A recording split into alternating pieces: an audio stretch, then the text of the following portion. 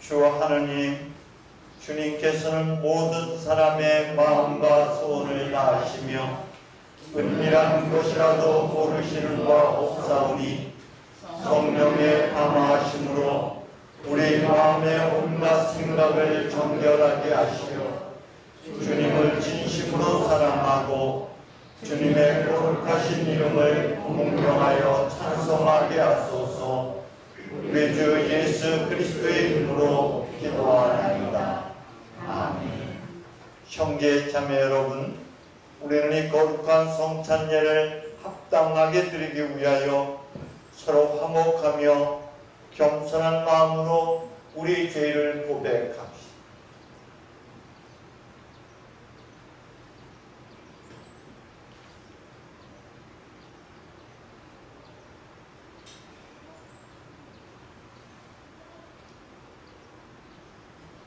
자비하신 하나님, 우리는 생각과 말과 행실로 주님과 이웃에게 죄를 지었으며 또한 자주 우리를 소리하였나이다. 주여 우리 죄를 용서하시고 우리로 하여금 예수 그리스도 안에서 새로워지게 하소서. 진실로 죄를 고백하는 모든 사람을 용서하시는 전능하신 하나님께서 여러분을 불쌍히 여기시어 예수 그리스도의 이름으로 모든 죄를 사하시고 영원한 생명으로 이루게 하소서. 아멘. 거룩하신 하느님, 거룩하신 하느님, 거룩하시고 전능하신 주님,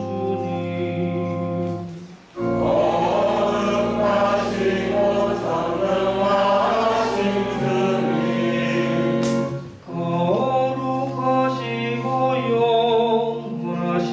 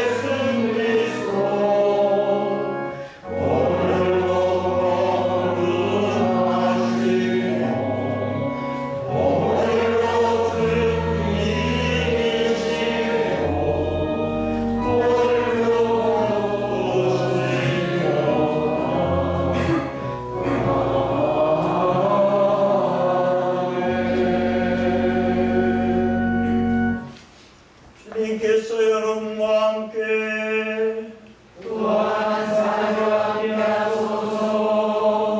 오늘 특별히 이기원 교우님의 뵙고 이순출 요한 교우님을 기억하고 기도해 주시기 바랍니다. 기도합시다. 구원의 하느님, 주님께서는 그리스도 안에서 우리에게 새로운 삶의 길을 열어주셨나이다.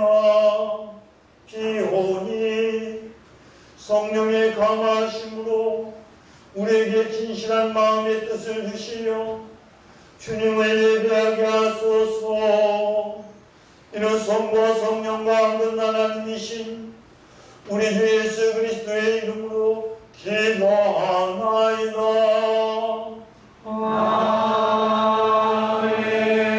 아멘. 오늘 일독서 말씀은 창세기 28장 10절부터 19절 3까지의 말씀입니다. 야곱은 브엘셀바를 떠나 하란을 향하여 가다가 한 곳에 이르러 밤을 지내게 되었다. 해는 이미 서산으로 넘어간 뒤였다. 그는 그곳에서 돌을 하나 주워 베개 삼고 그 자리에 누워 잠을 자다가 꿈을 꾸었다. 그는 꿈에 땅에서 하늘에 닿는 층계가 있고 그 층계를 하느님의 천사들이 오르락 내리락 하는 것을 보고 있었는데 야훼께서 그의 옆에 나타나시더니 이렇게 말씀하시는 것이었다. 나는 야훼, 내 할아버지 아브라함의 하느님이요 내 아버지 이삭의 하느님이다. 나는 내가 지금 누워있는 이 땅을 너와 내 후손에게 주리라. 내 후손은 땅의 티끌만큼 불어나서 동서남북으로 널리 퍼질 것이다. 땅에 사는 모든 종족이 너와 내 후손의 덕을 입을 것이다. 내가 너와 함께 있어 내가 어디로 가든지 너를 지켜주다가 기어이 이리로 다시 데려오리라. 너에게 약속한 것을 다 이루어줄 때까지 나는 내 곁을 떠나지 않으리라. 야곱은 잠에서 깨어나 참말 야훼께서 여기 계셨는데도 내가 모르고 있었구나 하며 두려움에 사로잡혀 외쳤다. 이 얼마나 두려운 곳인가. 여기가 바로 하느님의 집이요 하늘 문이로구나.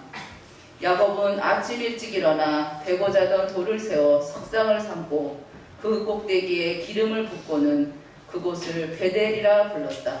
주님의 말씀입니다. 나는 하느님의 살아계심을 언제 어떻게 알아차렸는지 잠시 묵상합시다.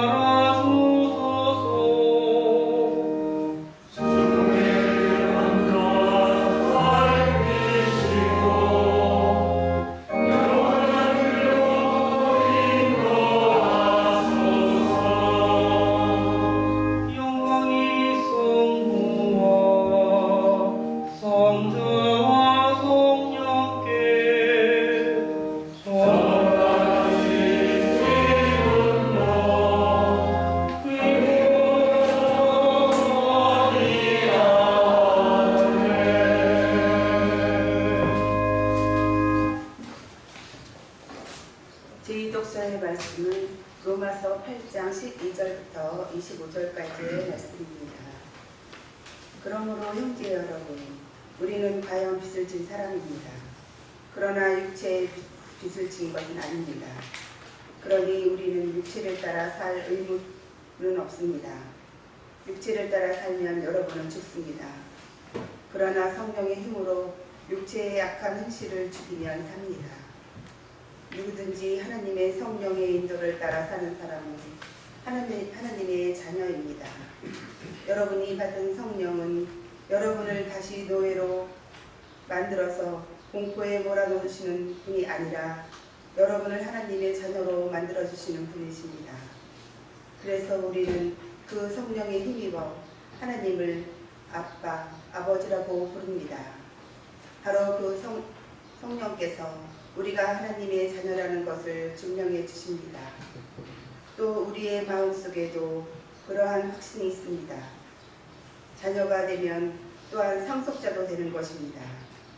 과연 우리는 하나님의 상속자로서 그리스도와 함께 상속을 받을 사람입니다. 우리가 그리스도와 함께 고난을 받고 있으니 영광도 그와 함께 받을 것이 아닙니까?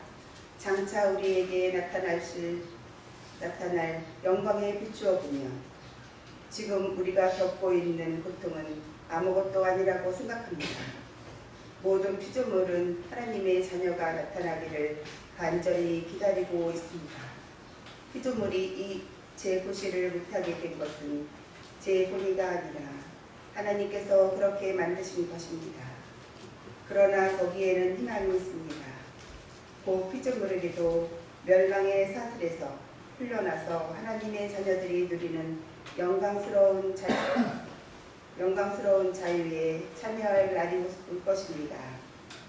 우리는 모든 피조물이 오늘날까지 다 함께 신음하며 그 진통을 겪고 있다는 것을 알고 있습니다. 피조물만이 아니라 성령을 하나님의 첫 선물로 받은 우리 자신도 하나님의 자녀가 되는 날과 우리의 몸이 해방될 날을 고대하면서 속으로 신음하고 있습니다. 우리는 이 희망으로 구원을 받았습니다. 눈에 보이는 것을 바라는 것은 희망이 아닙니다. 눈에 보이는 것을 누가 바라겠습니까? 우리는 보이지 않는 것을 바라기에 참고 기다릴 따름입니다. 주님의 말씀입니다. 하나님께 감사합니다. 당장 눈에 보이지는 않지만 내가 간절히 바라고 원하는 희망은 무엇인지 잠시 묵상합시다.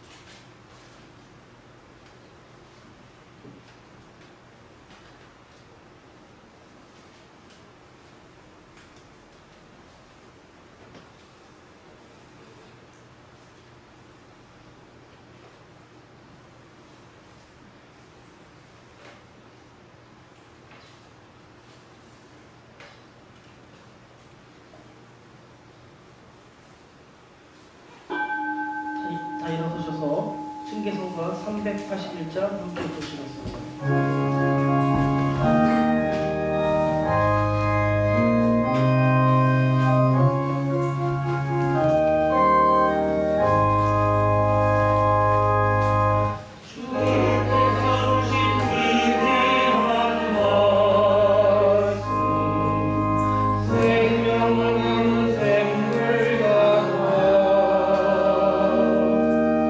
마음에 궁금하실 때마다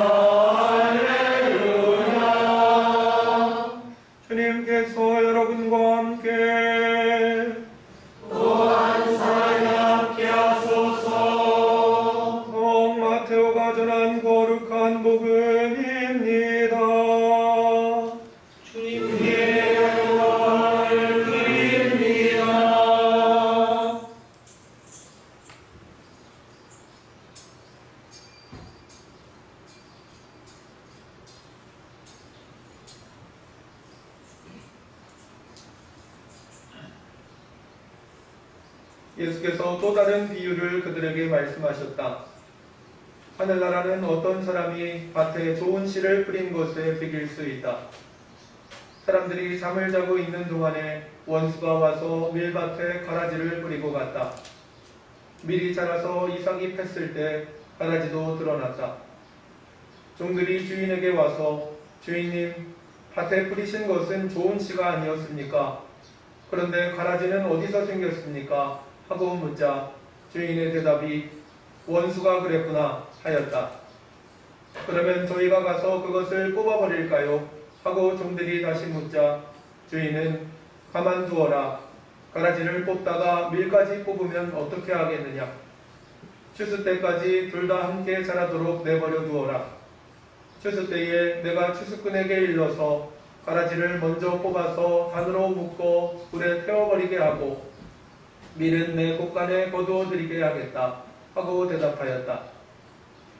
그 뒤에 예수께서 군중을 떠나 집으로 들어가셨다. 그러자 제자들이 와서 그 밀밭의 가라지 비유를 자세히 설명해 주십시오 하고 청했다. 예수께서는 이렇게 설명하셨다. 좋은 씨를 뿌리는 이는 사람의 아들이요 밭은 세상이요 좋은 씨는 하늘나라의 자녀요 가라지는 악한 자의 자녀를 말하는 것이다. 가라지를 뿌린 원수는 악마요 추수 때는 세상이 끝나는 날이요 추수꾼은 천사들이다. 그러므로 추수 때에 가라지를 뽑아서 묶어 불에 태우듯이 세상 끝날에도 그렇게 할 것이다. 그날이 오면 사람의 아들이 자기 천사들을 보낼 터인데 그들은 남을 죄짓게 하는 자들과 악행을 일삼는 자들을 모조리 자기 나라에서 추려내어 불구덩이에 쳐넣을 것이다. 그러면 거기에서 그들은 가슴을 치며 통곡할 것이다. 그때의 의인들은 그들의 아버지의 나라에서 해와 같이 빛날 것이다. 들을 귀가 있는 사람은 알아들어라. 주님의 복음입니다. 그리스도를 찬미합니다. 하나의 신부님의 배려로 두 달에 한 번씩 주일 설교를 하게 되었습니다. 저희 신장 소리가 이렇게 큰지 오늘 처음 알았습니다. 두렵고 떨리는 마음으로 자리했었습니다. 성부와 성자와 성령의 이름으로. 오늘 복음 말씀은 밀과 가라지의 비유입니다.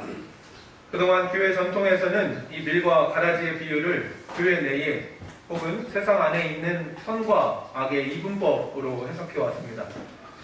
그래서 예수 믿고 교회 열심히 다니는 신자들은 밀로서 나중에 하느님 나라에 들어가고, 예수를 믿지 않는 사람들, 또 교회 생활을 열심히 안 하는 사람들은 가라지로서 나중에 불구덩이에 들어간다.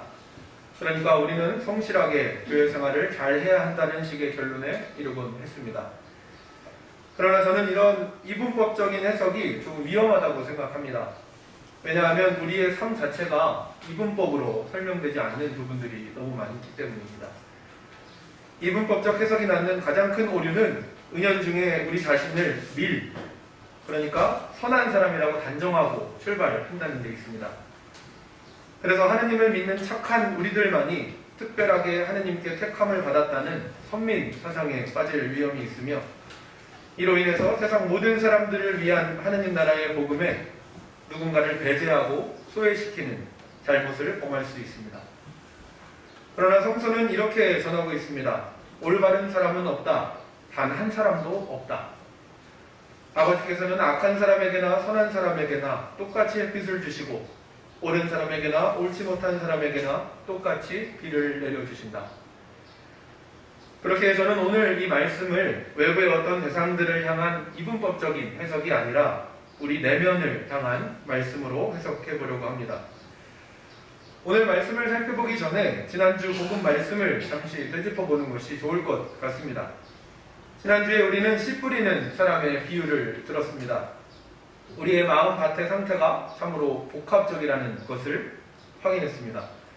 우리는 좋은 땅으로 우리의 마음이 변하기를 원하고 바라지만 실상은 여전히 그 여러 가지 종류의 밭들이 우리의 마음 가운데 있는 것이 현실입니다. 그래서 어떤 때는 떨어진 씨가 잘 자라서 열매를 맺고 풍성한 수확을 얻기도 하지만 어떤 때는 하나도 수확할 것이 없을 때도 있습니다. 그래도 감사한 것은 그럼에도 불구하고 밭의 주인인 하느님께서 계속해서 좋은 씨를 뿌려주신다는 사실입니다. 그로 인해 좋은 땅에 떨어진 씨앗들은 30배, 60배, 100배의 수확을 거둘 수 있으니 말입니다. 오늘 말씀인 밀과 가라지의 비유 역시 지난주 복잡한 마음 밭의 상태와 마찬가지로 우리 안에 있는 복잡한 이중성을 말하고 있습니다. 그런데 오늘 주님께서는 밀과 가라지의 비유를 말씀하실 때 하늘나라는 이라는 말로 시작을 하셨습니다. 여러분, 하늘나라, 하느님 나라라고 하면 머릿속에 어떤 이미지가 떠오르시나요? 우리가 그동안 생각해왔던 하느님의 나라는 밀만 가득한, 그러니까 고통과 불행이 전혀 없는 행복과 기쁨과 사랑만이 가득한 영원한 생명의 나라였습니다. 그러나 오늘 주님의 말씀대로라면 하느님의 나라에도 가라지는 자랍니다. 하늘나라에도 원수가 있으며 마귀가 있으며 고통과 불행이 있으며 악한 자들이 있다는 것입니다. 그러면 여러분에게 이런 질문이 생길지도 모르겠습니다. 그러면 우리가 사는 현실과 하느님 나라가 도대체 뭐가 다르냐? 똑같은 거 아니냐? 네, 맞습니다. 별반 다르지 않습니다. 루가는 하느님 나라에 대해 이렇게 전합니다. 하느님 나라가 오는 것을 눈으로 볼 수는 없다. 또 보아라, 여기 있다. 혹은 저기 있다고 말할 수도 없다. 하느님 나라는 바로 너희 가운데 있다. 그렇습니다. 주님께서는 우리의 삶과 하느님 나라가 분리되기를 원하지 않으십니다. 우리의 삶 자체가 하느님 나라의 삶이 되기를 원하십니다. 하느님 나라는 저기 먼 곳에 있는 것이 아니라 우리가 살아가는 우리의 인생 한복판에 있습니다. 그러한 하느님의 나라이기에 우리의 현실과 마찬가지로 이중성이 드러납니다. 이러한 이중성은 인간으로 하여금 많은 혼란을 일으키죠. 한국 사람들은 명확한 것을 굉장히 좋아하기 때문에 기면 기고 아니면 아닌 거지 이도 저도 아닌 것을 별로 좋아하지 않습니다. 그래서 성공회를 설명하기도 참 어렵습니다. 모든 것을 포용하려고 하는 성공회의 신앙이 뭔가 분명하고 명료하지 않은 것처럼 여겨지기도 하기 때문입니다. 하지만 실제로 우리가 마주하는 삶의 여러 상황들은 이분법적으로 딱딱 구분이 되지 않습니다. 특히 인간관계의 일은 더더욱 그렇죠. 인간 자체가 복합적인 존재이기 때문입니다. 이러한 인간의 이중성을 가장 절절하게 잘 표현한 사람이 사도 바울입니다. 그는 고뇌 끝에 자신의 이중성을 깨닫고 이렇게 고백했습니다. 여기에서 나는 한 법칙을 발견했습니다. 곧 내가 선을 행하려고 할 때에는 언제나 바로 곁에 악이 도사리고 있다는 것입니다. 나는 내 마음속으로는 하느님의 율법을 반기지만 내 몸속에는 내 이성의 법과 대결하여 싸우고 있는 다른 법이 있다는 것을 알고 있습니다. 그 법은 나를 사로잡아 내 몸속에 있는 죄의 법의 종이 되게 합니다. 나는 과연 비참한 인간입니다. 사도 바울의 고백처럼 우리가 원하던 원치 않던 우리의 마음 밭에는 밀도 자라고 가라지도 자랍니다.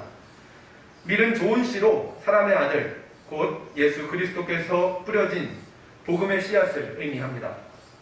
이 씨앗은 잘 자라나서 귀한 열매를 맺고 그것은 사람의 생명을 살리는 귀한 양식으로 활용이 됩니다.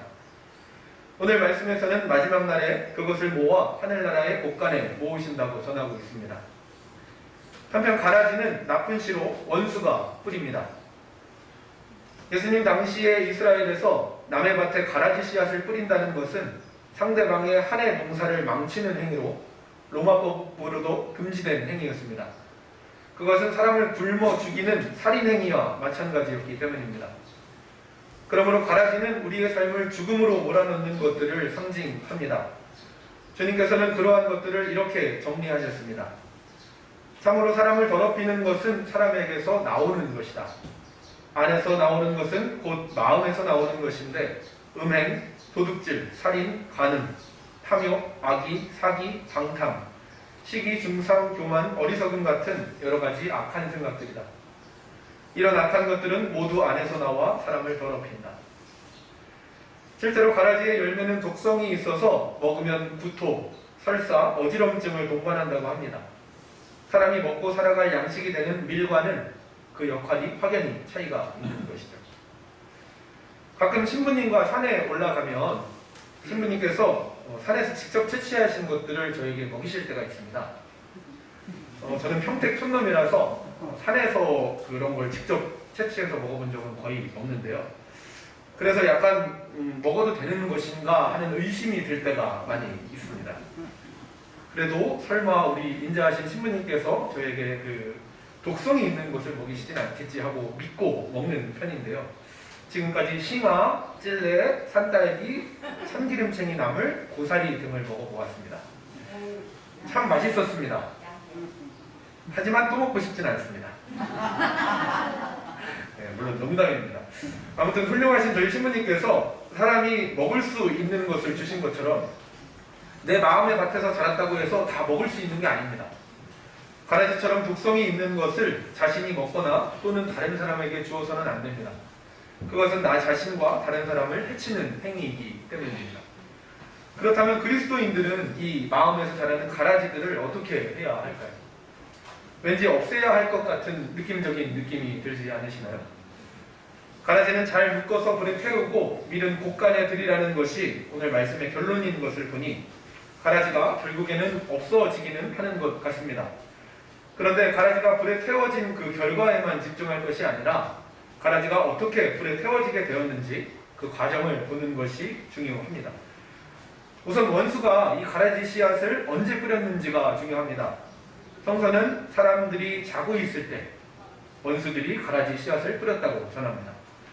잔다는 것은 영적인 의미로 해석해보면 깨어있지 않은 상태, 즉 하느님께 머물며 영적으로 호흡하는 기도의 상태에 있지 않음을 의미합니다.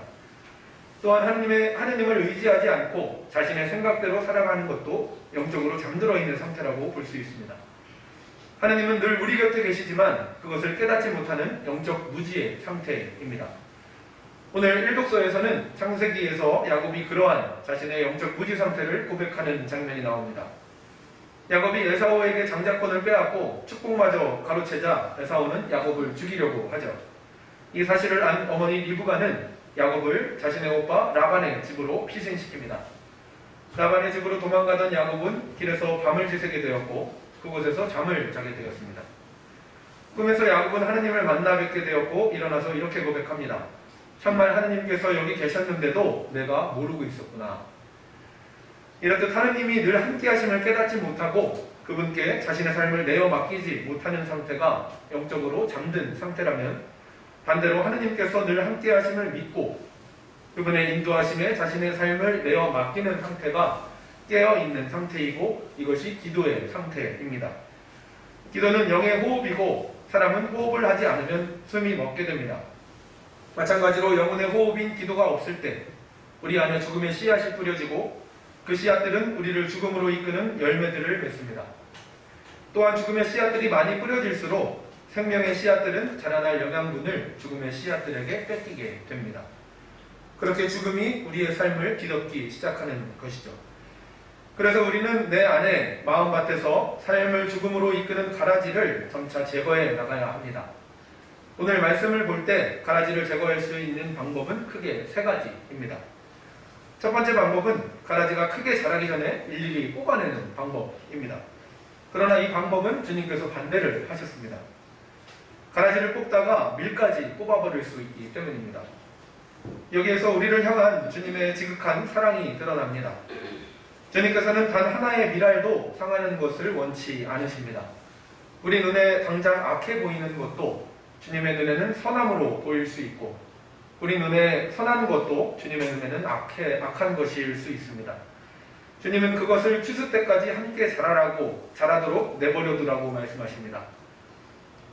내버려두라는 주님의 말씀은 가라지를 그냥 방치하라는 말씀은 아닙니다. 그것을 지켜보면서 어떻게 자라는지 어떤 열매를 맺고 있는지 두고 보라는 것입니다. 이것은 우리 안에 악의 씨앗을 외면하고 회피하는 것이 아닌 직면하는 태도를 의미합니다. 주어진 고통과 시련을 마주하고 응시하면서 그 속에 담긴 하느님의 뜻을 묻는 태도입니다. 이를 통해 우리는 고통과 시련의 노예 생활로부터 해방될 수 있습니다. 가라지를 제거하는 그 두 번째 방법은 원수가 가라지 씨앗을 뿌리는 것을 사전에 저지하는 방법입니다.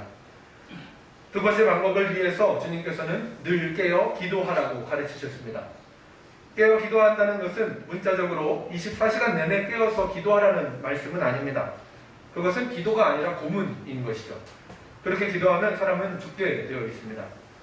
깨어 기도한다는 것은 우리 삶에 언제나 함께 하시는 하느님을 깊이 깨닫고 그분을 신뢰하는 태도입니다. 그래서 모든 것을 우리 안에 계신 성령 하느님께 묻고 그분의 인도하심을 따르는 것입니다. 이것이 모든 것을 기도로 끌고 가는 수행의 여정이기도 하고 그로 인해 원수가 우리의 마음밭에 가라지 씨앗을 뿌리는 것을 사전에 예방할 수 있습니다. 세 번째 방법은 추수 때에 가라지를 먼저 뽑아서 불에 태워버리는 방법입니다. 가라지는 밀과 생김새가 비슷해서 자라기 전에는 구분이 힘들다고 합니다. 그래서 가라지를 섣불리 뽑다가 밀까지 뽑아버릴 위험이 있는 것입니다. 그러나 다 자란 후에 추수할 때가 되면 그때는 구분이 가능해져서 가라지만 따로 수확할 수가 있습니다. 주님께서는 그때까지 자라도록 내버려 두면 천사들을 시켜 가라지만 따로 모아서 불에 태우신다고 말씀하셨습니다. 그런데 여기서 우리는 추수 때의 의미를 다시 한번 생각해 봐야 합니다. 교회 전통에서 보통 추수 때는 종말의 때, 곧 마지막 심판의 날로 해석되곤 하는데 저는 이 추수 때를 먼 미래의 역사의 마지막 때로만 한정하지 않았으면 좋겠습니다. 역사의 종말만을 추수 때로 해석하면 그때까지 주님께서 이 사회의 악을 그대로 방치하는 분이 되어버리기 때문입니다. 우리의 주님께서는 악을 방치하는 분이 아니십니다. 주님은 우리에게 오늘이라는 새날을 허락하시고 우리의 마음밭에 좋은 씨앗을 풍성히 뿌려주시며 주어진 오늘의 우리의 삶을 추수하시는 분이십니다. 우리는 먼 미래의 일을 걱정하고 염려하느라 많은 시간을 보내지만 사실 하느님께서 우리에게 허락하신 시간은 지금, 오늘 밖에는 없습니다. 누가복음에서 어리석은 부자가 미래의 일들을 잔뜩 계획해 놓았을 때 하느님께서는 이렇게 답하셨습니다. 이 어리석은 자야, 바로 오늘 밤 내 영혼이 너에게서 떠나가리라. 우리는 오늘만을 살아갑니다. 오늘을 기준으로 어제와 내일이 결정됩니다. 오늘만이 내가 실제로 마주하는 진짜 시간이라고 할 수 있습니다. 그래서 예수님께서도 내일 일을 걱정하지 말라고 하셨습니다. 내일 일은 내일에 맡기라고 하셨습니다. 우리가 매주 바치는 주의 기도에서도 주님은 오늘 우리에게 필요한 양식을 달라고 하셨고 오늘 우리가 우리에게 잘못한 일을 용서하듯이 우리의 잘못을 용서해 달라고 하셨으며 오늘 우리를 유혹에 빠지지 않게 하시고 악에서 구해달라고 기도하셨습니다. 그러므로 우리는 우리에게 주어진 오늘을 충실히 살아가야 하는 사람들입니다. 하느님께서는 매일 우리의 마음밭에 새로운 좋은 씨를 풍성하게 뿌려주시는 자비로우신 농부이십니다. 우리는 그러한 좋은 씨앗을 품고 날마다 새로운 하루를 시작합니다. 그리고 우리가 하루의 인생을 살아가는 동안 그 씨앗들을 싹을 틔우고 성장하여 열매를 맺습니다. 하루를 되돌아보면서 내 마음의 밭이 어떻게 변했는지, 어떤 열매를 맺었는지 살펴볼 필요가 있습니다. 하루의 삶 중에 어떤 것들이 미리였고 어떤 것들이 가라지였는지 성찰해야 합니다. 그리고 하루의 마지막 때에 그것들을 추수하는 작업이 필요합니다. 저에게는 그것이 의식 성찰 기도라고 묵상이 되었습니다. 하루를 돌아보면서 내가 맺은 결실들을 돌아보고 하나님께서 어떤 것들을 곳간에 들이셨는지, 어떤 것들을 불에 태우셨는지 반성하고 성찰하는 추수의 작업이 필요합니다. 가라지를 불에 태우는 것은 하루의 죄를 고백하고 반성하며 주님께 용서를 구하는 일입니다. 그래서 성공의 성물과 밤기도를 보면 하루를 마무리하면서 잠자리에 들기 전에 꼭 죄의 고백을 하게끔 되어 있습니다. 회개와 기도는 죽는 날까지 끊임없이 해야 할 신자의 호흡과도 같습니다. 성공회가 추구해온 조만도의 영성은 이러한 신자의 호흡을 도와줄 훌륭한 전통입니다. 성모회관은 주어진 오늘을 거룩하고 충실히 살아내면서 우리의 삶을 돌아볼 수 있도록 우리를 인도해 줍니다. 우리는 아침 기도를 통해 자신의 마음의 밭에 새롭게 뿌려주신 좋은 씨앗, 곧 말씀의 씨앗들을 묵상합니다. 그리고 하루의 삶을 살면서 그 말씀의 씨앗이 싹트고 자라나서 열매를 맺도록 정성을 다해 가꿉니다. 모든 것을 기도로 끌고 들어가면서 깨어 기도함으로 원수가 가라지를 뿌리는 것을 막습니다. 미처 못 막은 가라지가 있다고 해서 너무 자책할 필요는 없습니다. 주님의 말씀대로 밀과 구분될 때까지 자라도록 내버려 두면 됩니다. 내버려 두고 저녁 기도를 통해 마음의 밭을 돌아보면서 어떻게 그 말씀들이 자랐는지 확인하고 추수하여 밀알은 곳간에 들이고 죄의 열매들은 모아서 회개하고 반성함으로 불에 태워버립니다. 이러한 일련의 과정들을 반복함으로 우리는 하느님 나라가 우리의 삶에 포개어지는 경험을 합니다. 하루에 수백 번 뿌려지던 가라지가 기도의 수행 과정을 통해 50번으로 줄고 30번으로 줄고 그로 인해 아침마다 풍성하게 뿌려진 좋은 씨는 더욱 많은 열매를 맺게 될 것입니다. 그러한 경험을 통해 우리는 어디에 먼 곳에 있는 것이 아닌 죽어서 가는 하느님 나라가 아닌 나의 삶이 곧 하느님 나라의 삶이 되어감을 확인해 갈 것입니다. 비록 지금 완성되었지는 않았지만 완성을 향해 나아가는 하느님 나라 속에서 우리는 살아가고 있습니다. 이것이 그리스도인들의 희망입니다. 이 독서에서 사도 바울은 이렇게 고백했습니다. 우리는 이 희망으로 구원을 받았습니다. 눈에 보이는 것을 바라는 것은 희망이 아닙니다. 눈에 보이는 것을 누가 바라겠습니까? 우리는 보이지 않는 것을 바라기에 참고 기다릴 따름입니다. 이번 한 주간을 살아가실 때에는 주어진 오늘의 삶을 충실히 살아가시는 한 주간이 되시기를 바랍니다. 늘 깨어 기도함으로 하루하루 많은 열매를 곳간에 들이시고 회개와 성찰로 자라난 가라지들을 부지런히 불태워버리시기를 소망합니다. 그런 오늘의 충실한 삶들이 모여 하느님 아버지의 나라를 우리 가운데 세워갈 것입니다. 오늘도 그 복된 길이 함께 서 있는 믿음의 동역자이신 여러분들에게 매일매일의 좋은 씨를 풍성히 뿌려주시는 하나님 아버지의 은총이 가득하기를 간절히 소망합니다. 성부와 성자와 성령의 이름으로.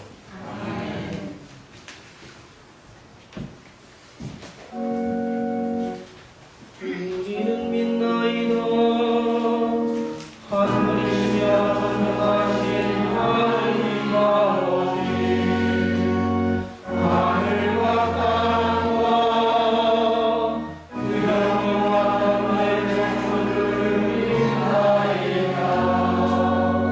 오직 한 분이신 주 예수 그리스도를 믿나니 모든 세계에 앞서서 존귀하신 하나님의 아들이시며 하나님에게서 사신 하나님이시며 이제서 하신 계시시며 하나님에게서 하신 하나님으로서 창조된 양동하시며 성공한 일체시며 만리가 율로 말미암아 창조되었으며 우리 인간을 위하여 우리의 구원을 위하여 하늘에서 내려오시어 성령으로 동명녀 마리아에게 혈육을 취하시고 사랑을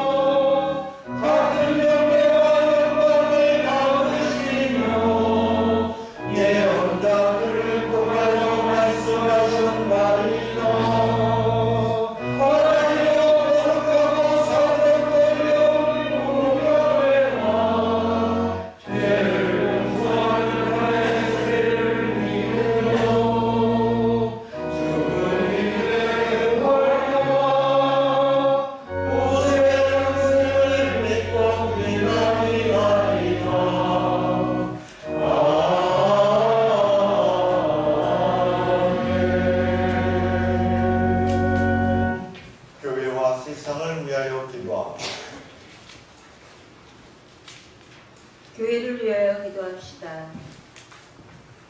주여 진리와 일치의 은총으로 항상 온 교회를 감화하시어 모든 성직자, 특별히 우리 수교 이경호 베드로와 모든 교인들이 서로 화목하며 합심하여 세상에 복음을 전함으로써 주님의 영광을 나타내게 하소서. 세상의 정의와 평화를 위하여 기도합시다. 주여 이 세상에 평화를 주시고 특별히 우리나라 지도자들을 인도하시어 악행과 악습을 막으시고 진리와 정의를 지켜주소서. 가난한 사람들과 병든 이들과 어려움을 당한 모든 사람들을 위하여 기도합시다. 주여 이 변화많은 세상에서 모든 근심하는 사람들과 병든 사람들을 위로하시고 건져주소서.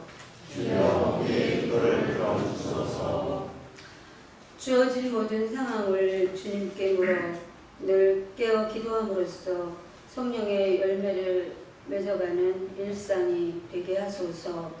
주여 우리의 소원을 살피시고 주님의 뜻대로 이루게 하소서. 별세한 이들을 위하여 기도합시다. 주여 부활을 이재원 교우님에 뵙고 이승주 요한 교우님을 위하여 기도합시다. 주여 부활을 기다리는 모든 별세한 이들이 영원한 생명을 누리게 하소서. 주여 우리의 기도를 들어주소서. 전능하신 하느님, 우리들이 예수 그리스도의 이름으로 간절히 기도하나이다. 아멘. 우리는 다 함께 그리스도의 몸을 이루고 있으며 각 사람 그 지체인 그리스도께서는 자신을 희생하여 평화를 이룩하셨으니 우리는 하나님 안에서 하나가 되십시오. 주님의 평화가 여러분과 함께 또한 사회와 함께 하소서. 평화의 축복을 나눕시다. 주님의 평화를 이루는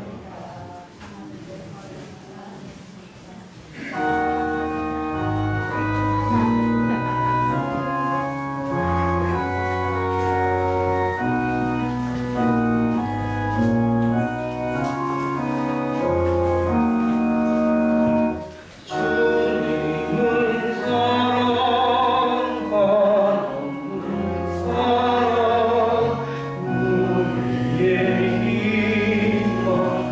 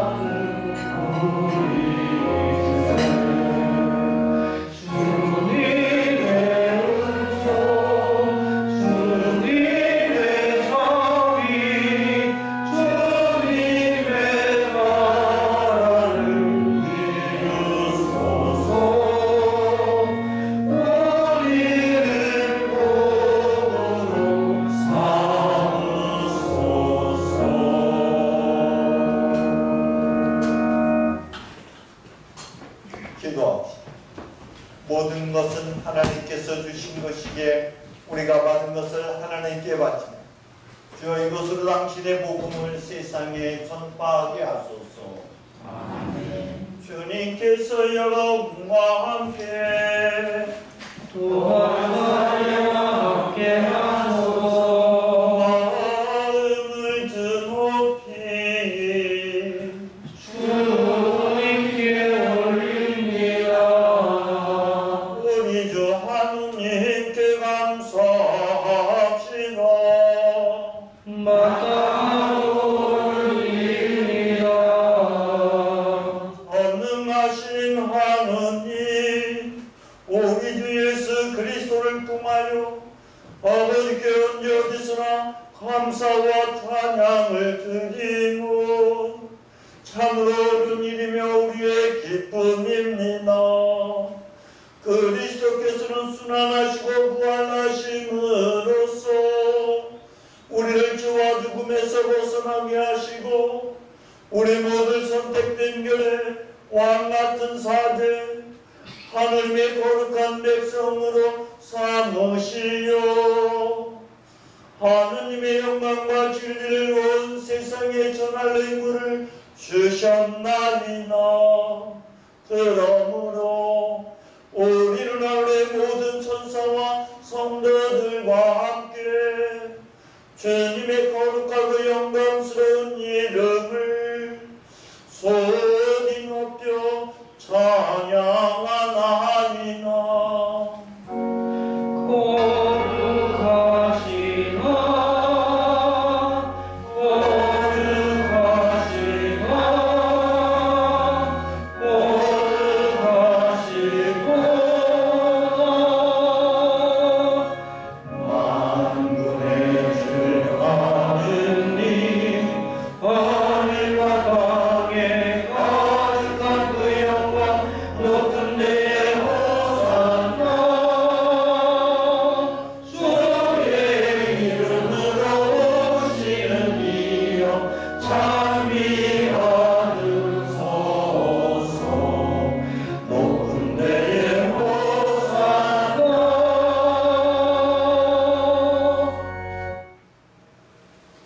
모든 영광을 받으실 전능하신 하느님, 지극한 사랑으로 외아들 예수 그리스도를 이 세상에 보내셨으며 그리스도께서는 우리의 구원을 위하여 십자가에 달리시 세상의 죄를 없애기 위하여 자신의 몸을 단 한 번 온전한 희생 제물로 드리셨나니 또한 그 고귀한 죽음을 기념하도록 성찬의 제사를 세우시고 다시 오실 때까지를 행하라 하셨나니 자비하신 하나님, 이제 우리의 기도를 들으시고 이 빵과 포도주를 성령으로 거룩하게 하시어 우리를 위한 주 예수께서 말씀하신 구원의 신비가 이루어지게 하소서. 그리스도께서는 순환하시기 전날 밤에 빵을 들어 감사의 기도를 드리신 다음 빵을 떼시고 제자들에게 나누어 주시며 말씀하셨나니 받아 먹으라. 이것은 너희를 위하여 주는 내 몸이니 나를 기억하여 이 예를 행하라.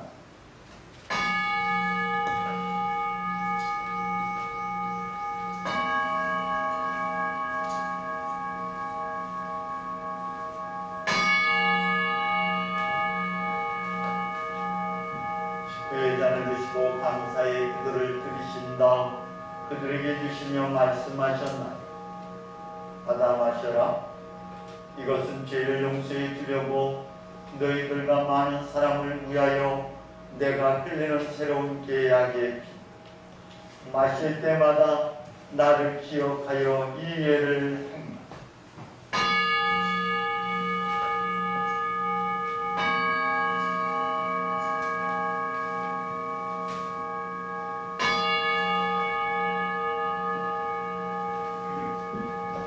우리는 신앙의 신비를 선포합니다. 그리스도는 죽으셨고 그리스도는 부활하셨고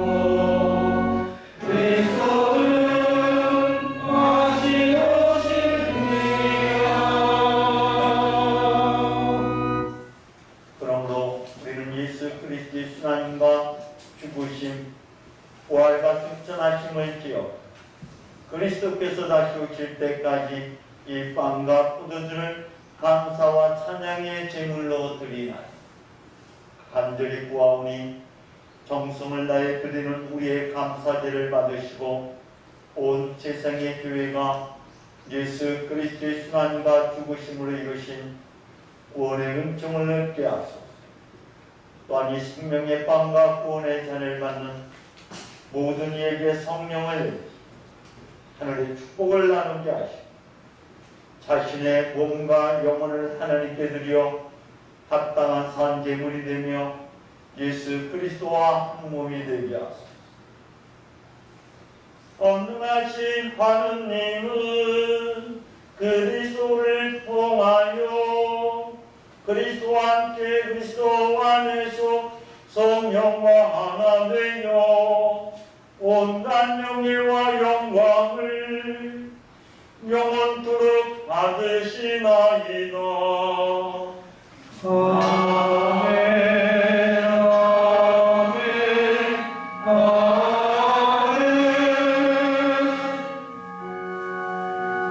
우리 구세주 그리스도께서 가르치신 대로 기도합시다. 하늘의 우리 아버지, 오늘의 아버지를 하느님으로 받들게 하시며 아버지의 나라가 오게 하시며 아버지의 뜻이 하늘에서와 같이 땅에서도 이루어지게 하소서. 오늘 우리에게 필요한 양식을 주시고 우리가 우리에게 잘못한 일을 용서하듯이 우리의 잘못을 용서하시고 우리를 유혹에 빠지지 않게 하시고 악에서 구하소서. 나라와 권세와 영광이 영원토록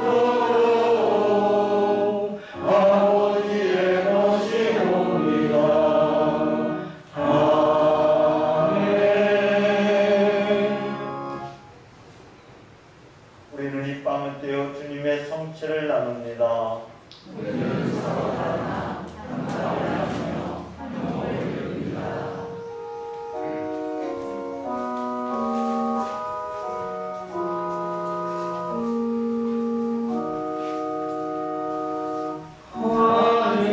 하느님의 어린 양 세상의 죄를 없애시는 주여 우리를 불쌍히 여기소서. 하느님의 어린 양 세상의 죄를 없애시는 주여 우리를 불쌍히 여기소서.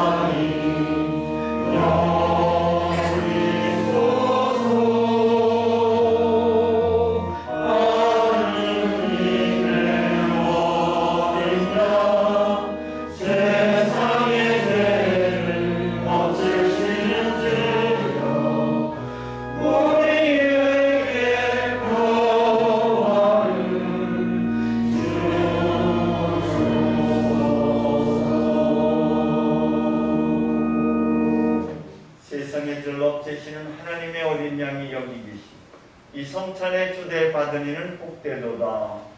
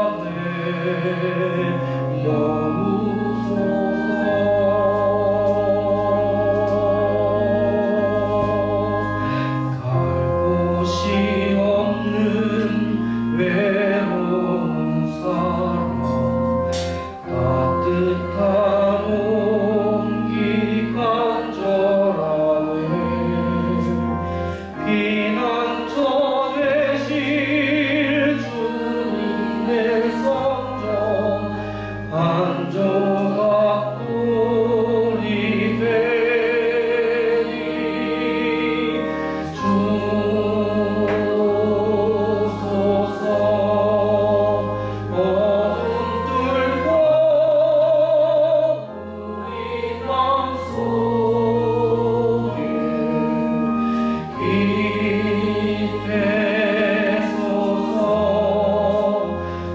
우리 안에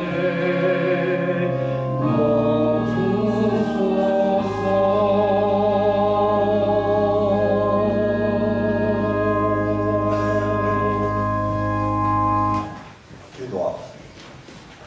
전능하신 하나님, 주님께서는 그리스도의 성체와 보혈을 신령한 양식으로 우리에게 먹이심으로써 그리스도의 몸과 하나 되게 하셨으니 감사하나이다.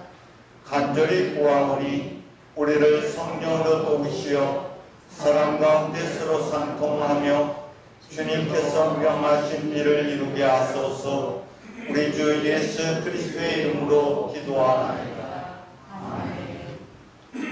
주님께서 여러분과 함께 또한 사제와 함께 하소서. 하나님의 무한하신 평화가 교우들과 함께 하시며 우리 주 예수 그리스도의 사랑 안에 항상 머무르게 하시고 전능하신 하나님 성부와 성자와 성령을 여러분에게 강복하소서.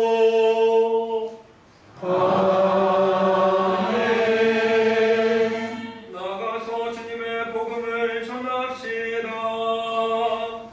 그리스도의 이름으로 아멘.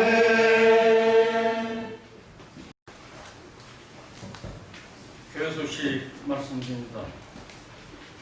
오늘은 성찬절 후에 지난주에 강구드린 바와 같이 교회위원회를 개최하겠습니다.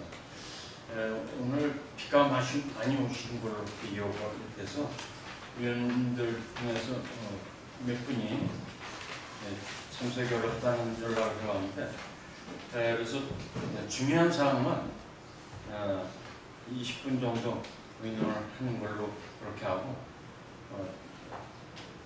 그 교회는 다음 주에 다시 한번 갖는 것으로 그렇게 하겠습니다. 지난 주일날 성찬절 후에 곽진규 알바노 교우님과 아드님 아시죠? 곽호천 모이소 교우님께서 성당 평사며 제초 작업을 해주셨답니다. 깨끗하게 제초 작업이 됐는데 거기에 저희 조경을 위해서 공원 공사 조경을 위해서 나무도 심어놓고 그래서 문화재 사업단에서 알아서 풀 깎아도 그것 때문에 깨끗하게 정리가 안 되고 그랬는데 곽진규 알바노 교수님께서 아드님과 함께 이렇게 정리해 주신 데 대해서 감사를 드리고 감사의 큰 박수 한번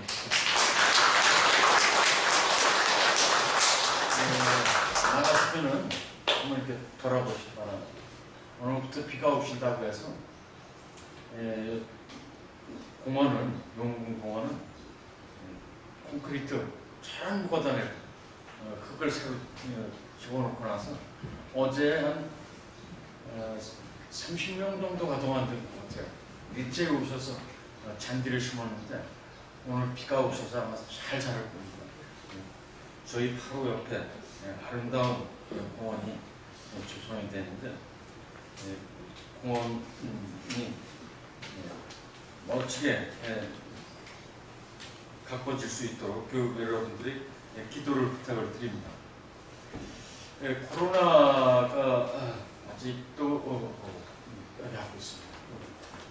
문자 받으신 교우분들은 아시겠습니다만 강화에 다시 확진자가 있었어요. 강화에서 발생된 것은 아니고 남미 쪽에 들어온 사람이 확진자가 발생해서 인천의료원으로 바로 동조치를 하고 소독도 하고 그랬습니다. 그렇지만 계속 코로나가 발생되고 있기 때문에 개인 위생수칙 반드시 준수를 하셔서 강화가 계속 청정지역으로 갈 수 있도록 건강을 유지하실 수 있도록 해주시기 부탁을 드립니다. 금주간 생일자를 소개해 올리겠습니다. 7월 19일 날은 이지영 교우님, 7월 20일 날은 정창진 교우님의 생신이신데 생신 맞으시는 분들을 위해서 축하의 큰 박수.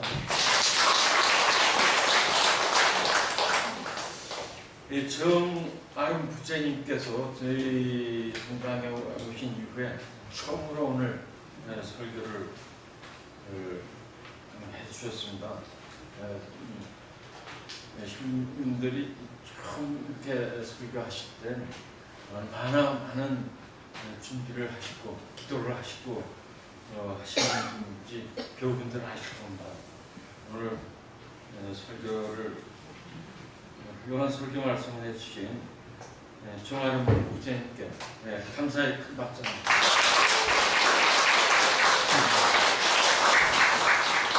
앞으로 정아름 부장님이 대한성공회를 이끌어갈 수 있는 큰 신분으로 성장하실 수 있도록 교우 여러분들의 많은 기도를 부탁드립니다. 고맙습니다.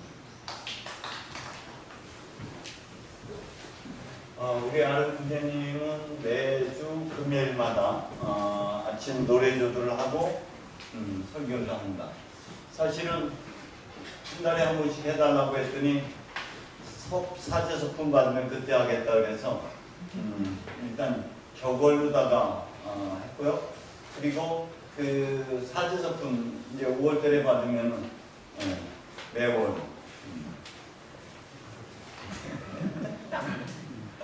다시 한번 박수.